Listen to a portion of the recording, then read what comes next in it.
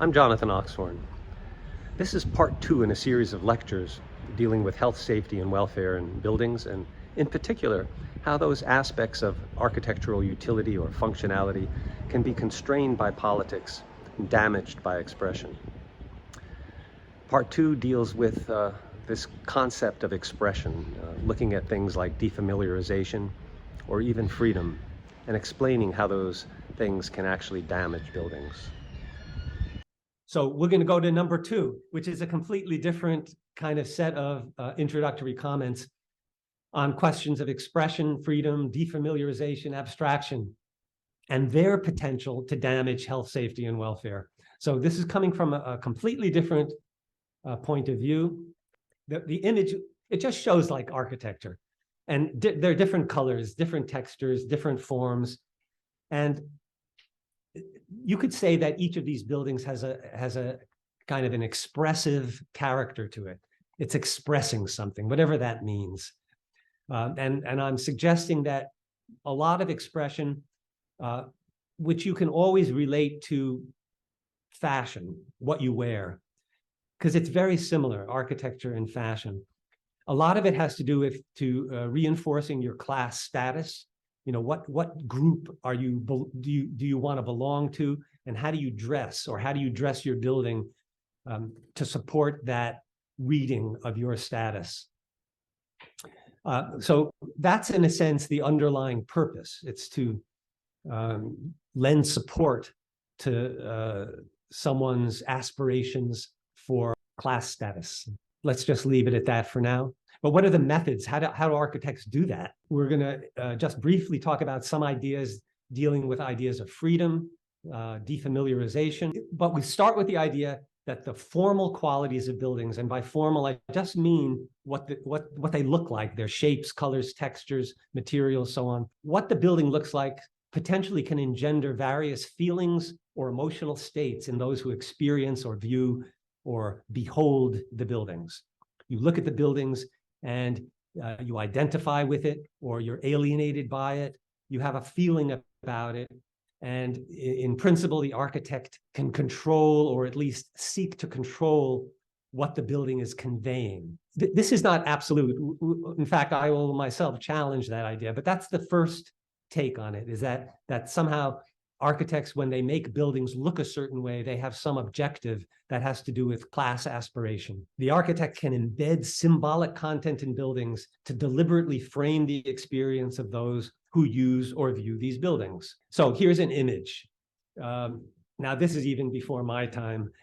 1935 at Arlington National Cemetery, we have Franklin Delano Roosevelt, FDR, addressing whoever he's addressing, and trying to talk the country out of war. So this is before World War II, and he's saying we shouldn't enter this war. This is all about those Europeans. Let's stay out of it, right? But look at the setting, the architectural setting where he's giving the speech. A bunch of classical Doric columns, lots of American flags. There's a certain sensibility that you get and that he's trying to convey. And the architecture is reinforcing that. It's a very deliberately chosen stage set for the speech. And like other forms of fashion, the qualities of this building, they serve as a marker or identifier of wealth, of power, of class. And it's a tool of competition. I'll get back to that idea as well. It works by symbolically establishing your credentials, attesting to your wealth, power, or class membership, and where relevant to your competition, signaling your taste. So is this really true? So we do a thought experiment, and we imagine FDR giving the speech in some other context. And I've, using the miracle of Photoshop, I've cloned his face into Bon Jovi singing "Living on a Prayer." Now, in this context, does his speech carry the same credibility as it does with the Doric columns and the American flags? Well, this is a subjective question. There's no absolute answer. But the idea that I'm trying to convey here is that, yeah, maybe it does. Maybe what he's wearing is even more important than the backdrop. I tend to think that fashion and hair and stuff like that might even be more important than your architectural backdrop. But both of these things serve a purpose in your competition in trying to demonstrate and reinforce your connection with a certain class, a certain relationship to wealth and power. And then we can challenge this idea. This is one of the earliest Rorschach tests, which is a psychological test. It's probably something you've all heard of. The idea that forms have some specific symbolic content can be challenged. And in fact, this relationship between form and feeling or symbolic meaning may not be quite so easy to pin down. And that is the open-ended premise of the Rorschach test, where different people will look at this form and come up with completely different interpretations. In other words, that the form does not have a specific meaning, but rather it's open-ended, and it has more to do with what you bring to it rather than what it brings to you. So those are the two poles of the debate, and I think there's some truth in both of them. It's not like necessarily one or the other. And there's many analogies in architecture. You could have a particularly large and ostentatious single-family home, a so-called McMansion, that to some people represents wealth and status within a certain social milieu, but it may just represent something that's just a pathetically kitsch sensibility within a more sophisticated class of observers. The house itself, in other words, has no fixed meaning embedded in its formal qualities, but its symbolism can still be deciphered and used as an effective means of competition within the limits of a particular class or milieu. So it doesn't mean that its symbolic content or meaning is absolute, but that still doesn't mean it's useless. It's still useful, but within limits. So understanding those limits is important. Here's another example. This is Frank Gehry's apartment building down by the Brooklyn Bridge in Lower Manhattan. And in a way, you could say that every building can be looked at as a three-dimensional Rorschach test without any fixed symbolic meaning. The critic Paul Goldberger says its effect is dramatic, thanks to a curtain wall made up of 10,300 stainless steel panels weighing half a ton each, into which are cut 2,400 windows. And then another critic, James Gardner, writes, the metallic cladding, which seems to be slipping off the surface like grease that puckers, puddles, and undulates in its descent, comes off as little more than a big gimmick. The undulations along the surface look like half-hearted wavelets.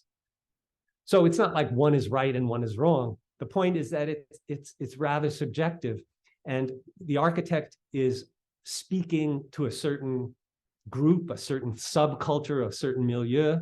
Within certain classes, this is resonating. Within other classes, it just seems like a gimmick. And probably there's 100 other subclasses that either look at it and think it's a mistake, or who knows what, right? It's extremely variable. But on the other hand, it's obviously used as a mode of competition for the developer of the building, who thinks that Frank Gehry can sell this building by virtue of his name and by virtue of his form. In fact, they named the building after Frank Gehry. That's actually its name, New York by Gehry. Here's another counter argument to the idea of a phobia, which point to the impossibility of assigning or intending particular emotional responses to spatial or formal relationships. You know, you can have a fear of closed spaces. Some people fear open spaces. The critic and writer and architect Christopher Alexander says that high buildings make people crazy. The architect Louis Sullivan, you're looking at his building here in Buffalo, has the opposite idea. Loftiness is to the artist's nature its thrilling aspect, constituting the very open organ tone in its appeal. So the tall buildings make you crazy? Well, to some people they do, and to some people they don't. You know, it's an idea that what a building means cannot be pinned down, and yet it doesn't lose its importance because of that. Even if meaning or your feelings about a work of architecture are personal and subjective, people can and do learn to appreciate fashionable styles found within particular subcultures at any given point of time. Is probably a result of cultural training and immersion rather than something intrinsic within the architecture, or in this case, the art itself, as brilliantly parodied in this 1995 cartoon from The New Yorker, which I just love. I'll just give you a moment to get it. The other aspect of this is that fashion and taste are constantly changing.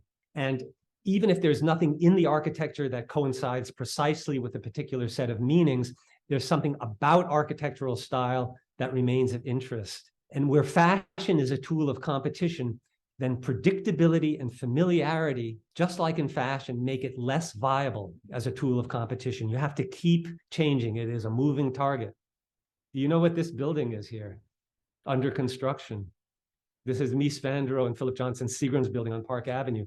At the time, it defamiliarized what a office building was. You had a whole bunch of stone-clad buildings along Park Avenue, and here is a bronze and glass tower, completely radical in differentiating itself from the surrounding buildings. And that's a fashion statement. I'm sure there were a lot of people that couldn't understand it. Why would you ruin Park Avenue in that way? But to other people, it represents a certain type of capitalist freedom, the idea of breaking rules, and to a certain class that is familiar with the trends in modern design, it represents the new and the future. The predictable, the familiar, or ordinary are not generally useful in this competition. If you want to stand out, you need to do something different. So at times, just making something big can get your attention. At other times, using other expressions of wealth, like Mies van der Rohe actually made the curtain wall with bronze mullions. I mean, that's insane. You may have seen a lot of curtain walls that look like they're made of bronze, but they're not. They're bronze anodized aluminum. This is real bronze. So it's an expression of wealth and taste. If you want to be truly avant-garde, however, there's a tool that is much more useful, and that is this notion, a generalized notion of defamiliarization, making something strange, audacious cantilevers, inexplicably bent or twisted forms, peculiar geometries, decorative patterns. They can all be subsumed under the concept of defamiliarization, which is, I think, the most potent technique of avant-garde expression. And it's constantly needs to shift, because once it becomes commonplace, it's no longer useful as a mode of competition, because it no longer elicits an aesthetic response. And that's ironically what happened to the Seagram's building. As all of those masonry buildings next to it were torn down, they were replaced with aluminum and glass curtain wall skyscrapers. All of a sudden, the Seagram's building was just one of 100 along Park Avenue. Our friend Le Corbusier said that windows must be either too big or too small, but never the right size. Once they're the right size, they no longer function as architecture. So I'm going to talk a little bit about abstraction and its nature and how it changed with the advent of modernism and how that change negatively affected the functionality of buildings. So here is just an example of abstraction. And what that all it means is that you have a concept for a building, and that excludes many things that are in the building from consideration in order to focus on the particular concept. So in this case, you know, some people consider the Pantheon in Rome as a sphere within a cube. That is a concept, a kind of an abstract way of looking at it. And it abstracts from all of the actual decorative elements and the particular materials and the brick and the stone and so forth. Here's another Roman building. And what I want to show here is that in traditional architecture, yes, there was an interest in abstraction in the Renaissance, undeniable, but the abstraction was built on a conventional view of windows. The doors remained doors, the walls remained walls. It's not like you were trying to turn them into something else. You were building your abstraction on the basis of conventional elements. The roof was still a roof, and so forth. And now we fast forward to the early 20th century. The nature of architectural abstraction radically changed.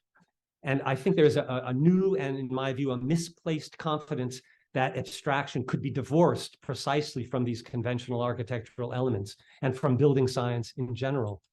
And Corbusier famously created or wrote about these 5 points of architecture, including the pilotis, or the columns that lift the building off the ground, the free plan, the free design of the facade. Everything was possible because of the separation of the structure from the actual enclosing elements. So you get a certain freedom there. Clearly, there were other movements in the fine arts that the architects of the time were drawing upon as well. The new technologies, in particular the frameworks in steel and reinforced concrete, allowed this new hyper abstraction to gain some credibility, allowed the architects to overcome what they considered insufferable constraints of traditional load-bearing construction. So windows are no longer windows per se, they're abstracted as voids. We start talking about solid void, not wall and window.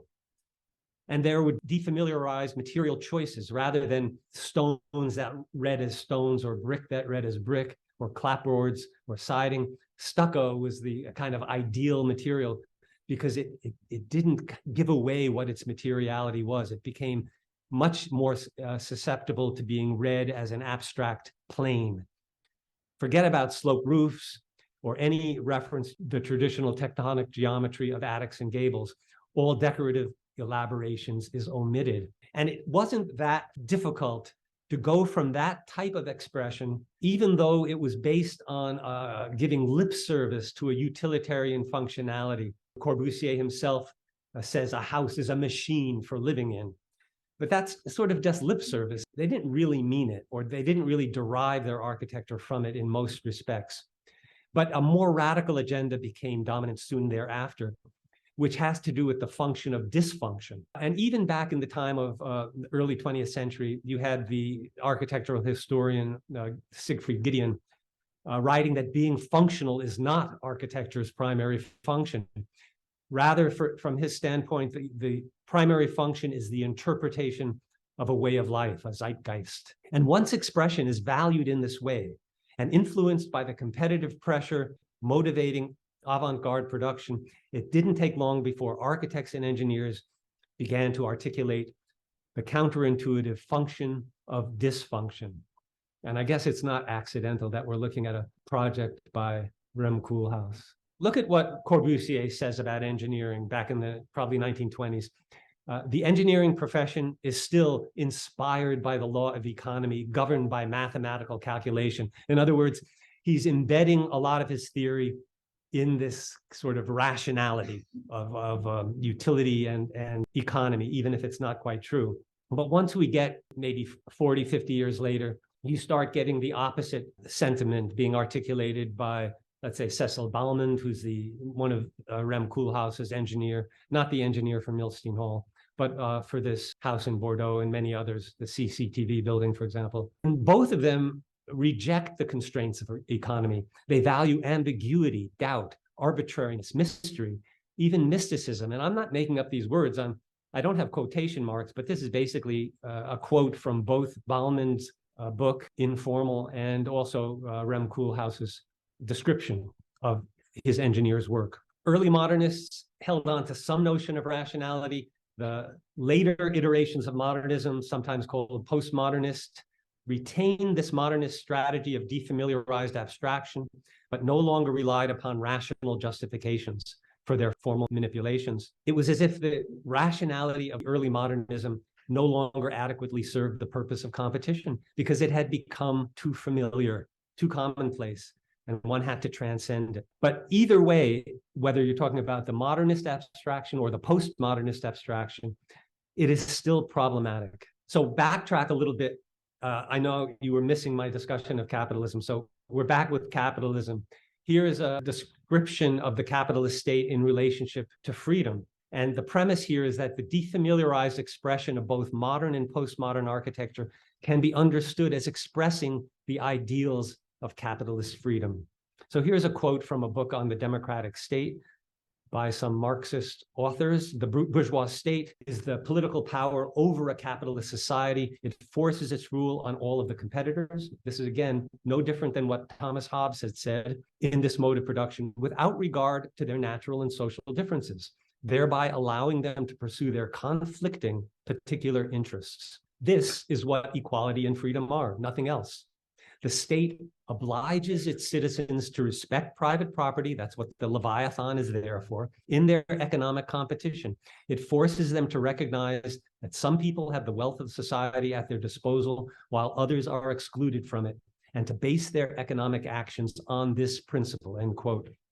So if freedom in this economic sense is to do whatever you want and take whatever you want, limited only by the wealth and property which is at your disposal, then the idealization of freedom abstracts from the bleak economic and social consequences of these obligations for most of the planet's population. And we get this analogy in art and architecture.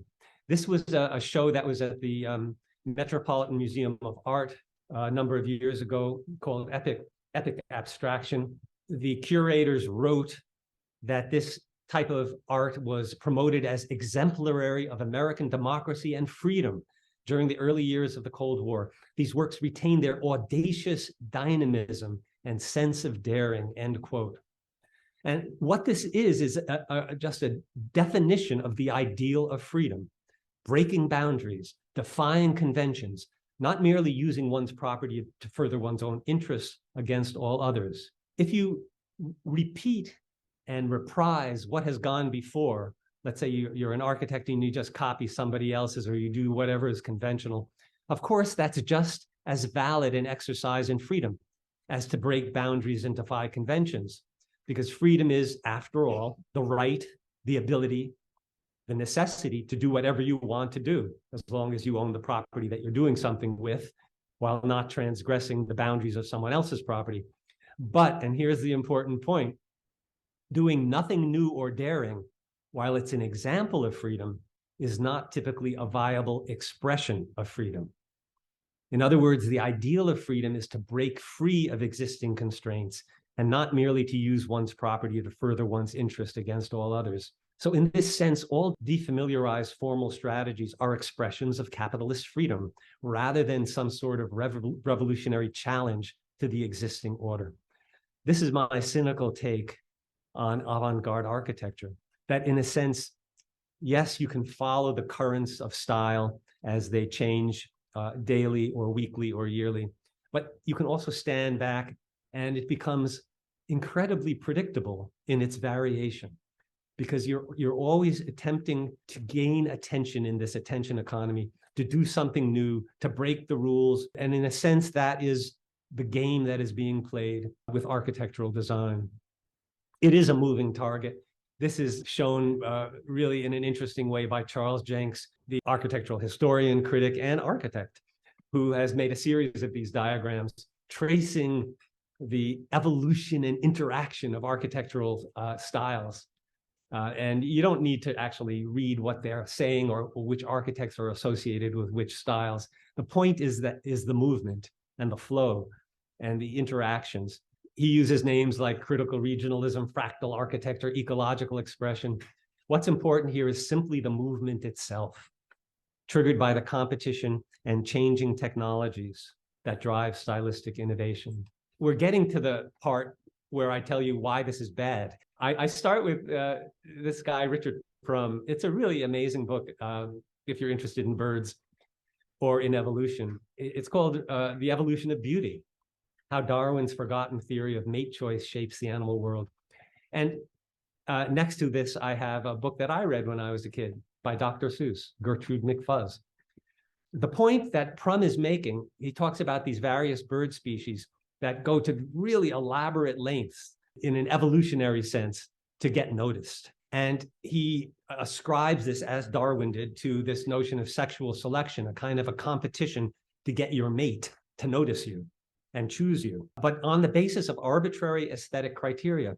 And what Prum, through his research, discovers, and this is what I find interesting, is that a lot of these evolutionary adaptations are maladaptive. And I'm quoting here, resulting in a worse fit between the organism and its environment. It doesn't destroy the species, but it makes them less able to function. If you're wondering what Gertrude McFuzz is doing here, this is before Prum's book, a lot before, from 1958. And Gertrude McFuzz is in the words of Dr. Seuss, a girl bird who has not too many feathers, and she's very jealous of other girl birds that have lots and lots of feathers. And somehow she finds this pill, and she can take the pill and a feather pops out. And so she just like downs the whole bottle of pills. She wants more and more feathers, and she grows so many feathers that she can no longer fly. So that's the basic moral. And Dr. Seuss has got a lot of bad press lately because of some of his racist tropes. And you can add a sexist trope in this book, because as you well know, it's not the girl birds that grow too many feathers, it's the boy birds. Anyway, the Austrian-American architectural historian E.H. Gombrich says the same thing, but not about birds. He talks about art and human society, that such unintended and disastrous outcomes of competition characterized by a, quote, threat, summed up in the word escalation, are often found in human societies. The point is that this drive towards competition, which I'm calling a heroic drive based on the work of Joseph Campbell, can be maladaptive, it can be dysfunctional, and it certainly occurs in the world of architectural production. Driven by competition, the quest for defamiliarized forms of expression leads many designers, perversely but inevitably, to explore precisely those forbidden places outlawed by prevailing conventions or by logic.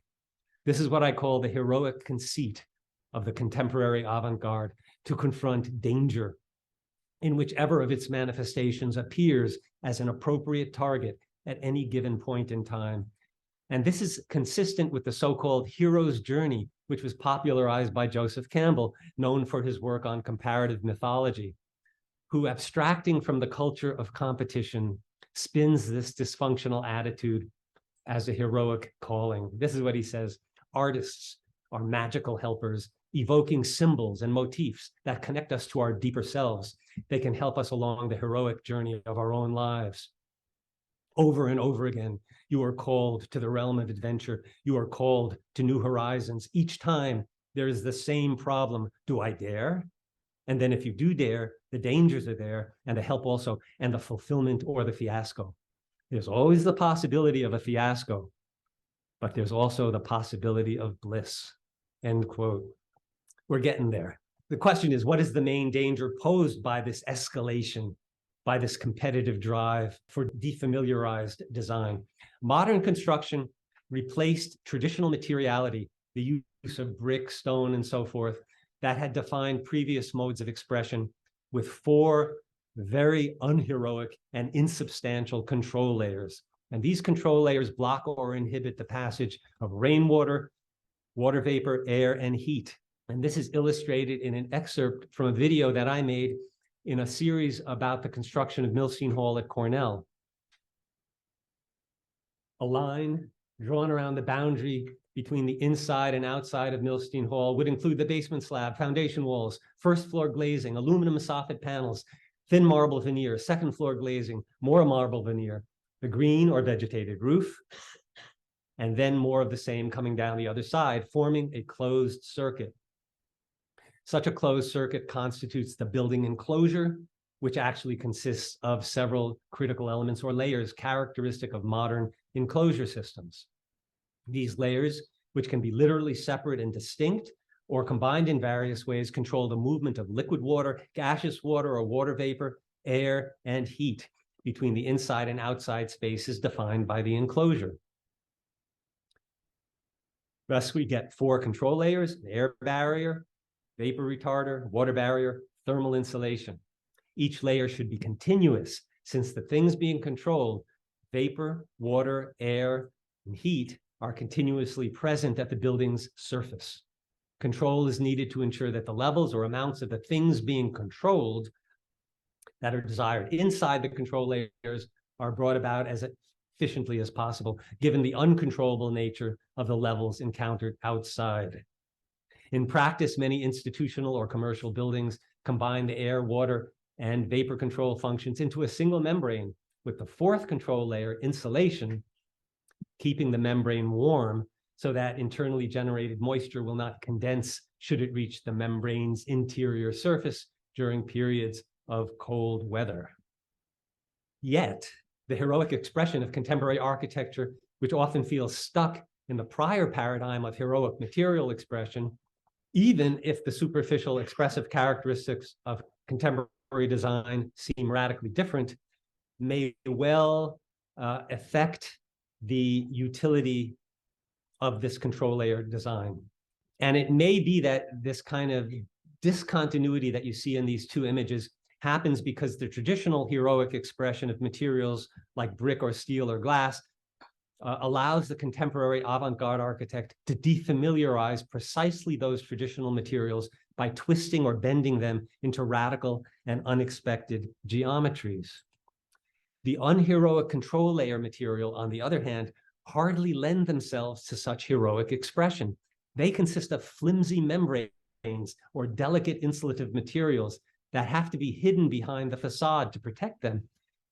And fragmented heroic forms and materials, the use of a solid void or figure ground metaphor, or even certain expressions of hypercontinuity, all create problems with the integrity and continuity of these necessary control layers. This is the essence of my argument. When you start bending things, fragmenting things, looking at buildings in terms of solid void or other kinds of metaphors that contradict the basic need for continuity in control layers, you will increase the probability of failure. It's not that you will absolutely have failure, but you increase the chances of failure. And both of the buildings illustrated here, which are Peter Eisenman's Wexner Center on the left and Frank Gehry's Stata Center on the right, experienced major problems related to an inadequate appreciation and attention paid to control layer theory. And the final slide in this section I got off of my Twitter feed. It is a little tweet by Philip Oldfield. And this is his critique of a new project in Quito, which I really think is right to the point. And I like it because it's exactly what I was saying. There's a word for people who like things that reinforce what they already think. So I'm guilty of that. Lots of surface area for heat loss, right? Lots of glass for heat gain, right? Lots of corners for future material failure. That's what I was describing as discontinuities. What's not to love?